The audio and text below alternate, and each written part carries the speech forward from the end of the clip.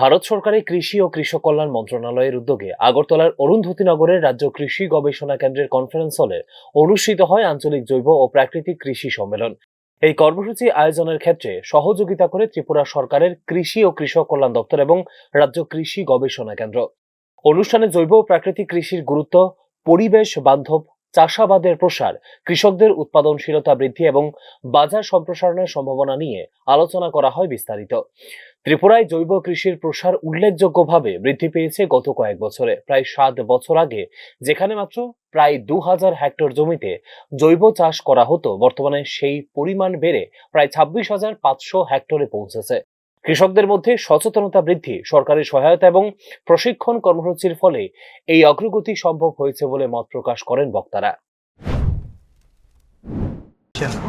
अगरतला में एक one day national regional conference on natural farming आयोजित किया है भारत सरकार के फंड्स के द्वारा। यहाँ में हम लोग मोर देन 100 पार्टिसिपेंट्स को ऑल ओवर द स्टेट से बुलाया गया है, जिसमें एग्रीकल्चर ऑफिसर्स भी है, हार्टिकल्चर ऑफिसर है, केवीके से है, कृषि सखी है, आपका सीआरपी से है, कम्युनिटी रिसोर्स पर्सन्स और फार्मर्स, ये सब लोग यहाँ पे मौजूद है। इनको हम लोग अवेयरनेस क्रिएट करेंगे और टेक्निकल डिस्कशंस होगा। इनके साथ में कुछ सजेशंस, ये सब चीज़ हम लोग नोट डाउन करके एक प्रोसीडिंग्स बना के इसको गवर्नमेंट ऑफ इंडिया को हमारा डायरेक्टर के थ्रू सबमिट करेंगे।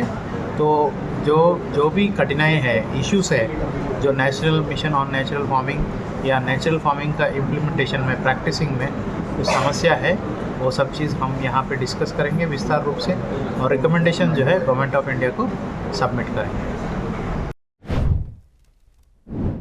ত্রিপুরার প্রধান জৈব ফসলগুলোর মধ্যে আদা, বার্ডোস আই চিলি, আনারস, কলা, কমলা, কাঁঠাল, সুগন্ধি চাল এবং হলুদ বিশেষভাবে উল্লেখযোগ্য। আন্তর্জাতিক বাজারেও প্রশংসিত হচ্ছে এইসব ফসলের গুণগত মান।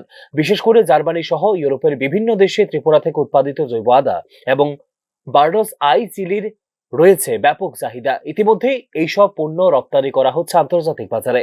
জৈব ও প্রাকৃতিক কৃষির বিস্তার ঘটাতে বিভিন্ন কর্মসূচি হাতে নিয়েছে রাজ্য সরকার। 2026 সালের মধ্যে ত্রিপুরার সব জেলাকে জৈব কৃষিতে স্বয়ংসম্পূর্ণ করে তোলার লক্ষ্য নিয়ে চলছে কাজ।